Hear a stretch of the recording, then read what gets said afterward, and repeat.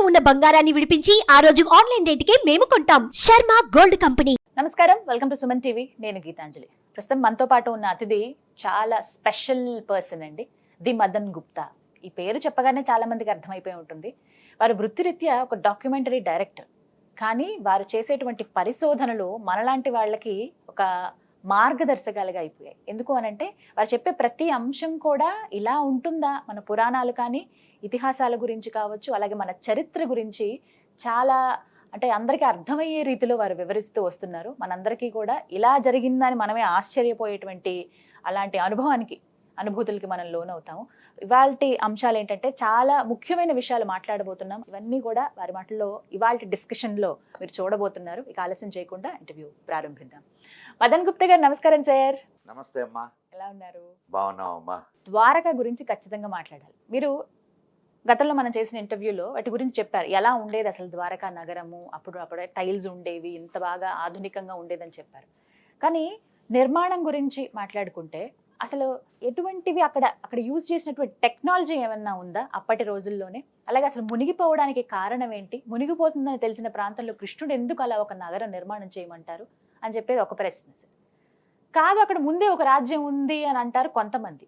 వీటిలో ఏది నిజం? మీ మాటల్లో వివరించండి ద్వారకా గురించి.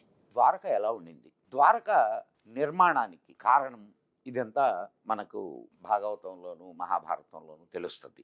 కానీ అంతకు ముందే ద్వారకలో ఇంకొక రాజ్యం ఉండేది. అంటే ద్వారక ఉండక ముందే ఇంకొక రాజ్యం ఉండేది, అది నాశనం అయిపోయింది. ఆ తర్వాత అదే ప్రాంతంలో కృష్ణుడు కట్టమన్నాడు అని అంటారు. అది శిథిలం అయిపోయి అక్కడ ఏమీ లేని పరిస్థితులు ఉండేవి.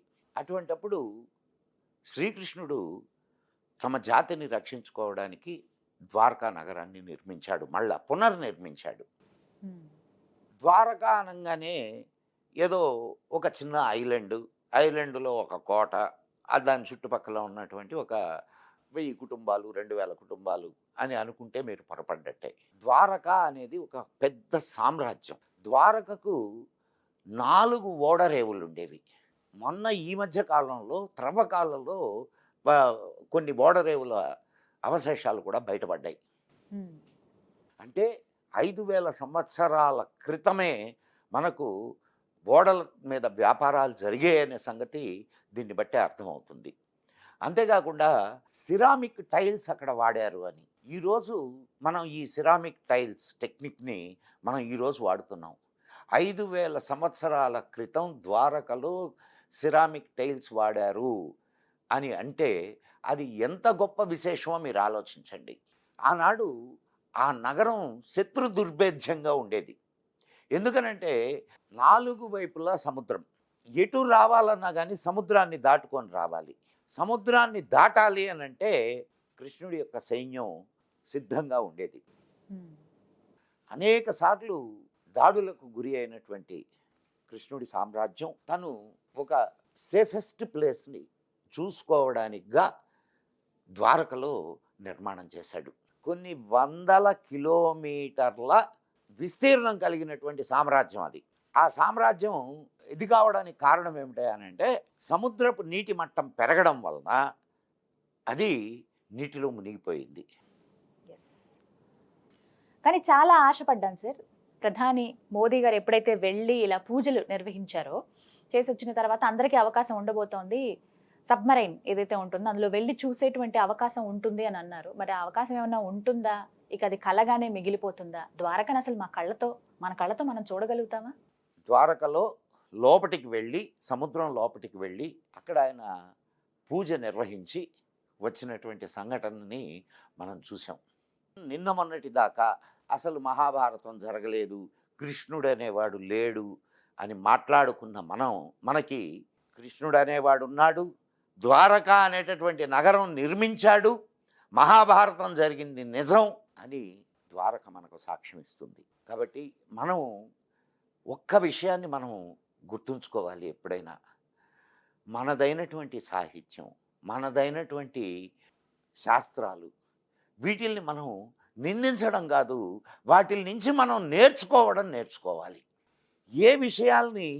ఎన్ని విషయాల్ని మన శాస్త్రాల్లోనూ మన పురాణాల్లోనూ మన ఇతిహాసాల్లోనూ మన వేదాల్లోనూ పొందుపరిచారో అనేక శాస్త్ర గ్రంథాలు ఉన్నాయి మనకి.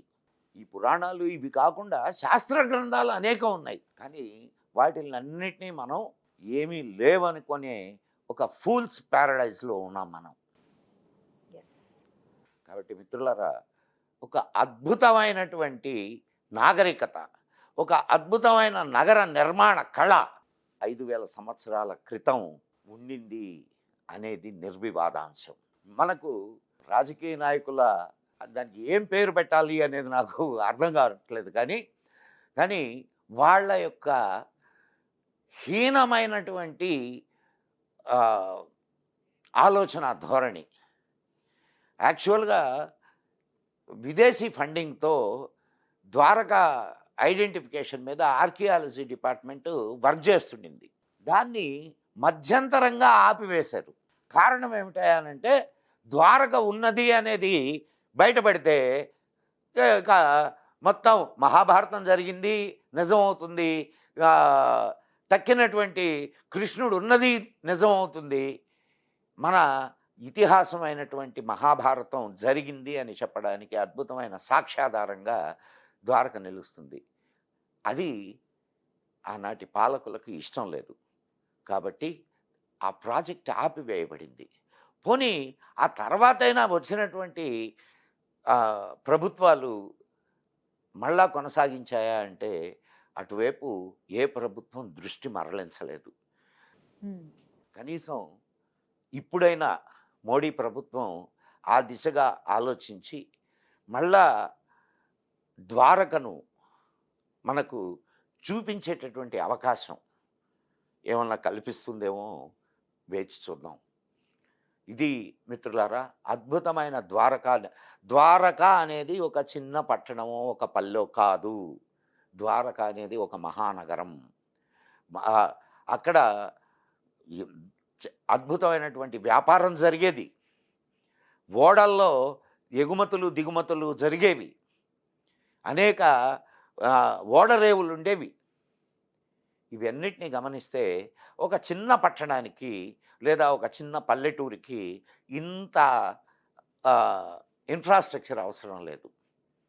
కాబట్టి ద్వారక అనేది ఒక మహాపట్టణం. ఈ విషయాన్ని అందరూ గుర్తించండి. ద్వారక మీద జరిగినటువంటి అనేక పరిశోధనలు ఈ విషయాన్ని తెలుపుతున్నాయి. మరొక మంచి అంశంతో మీ ముందుకు వస్తాను. అప్పటి వరకు సెలవు. మరి జై హింద్, జై మా భారతి.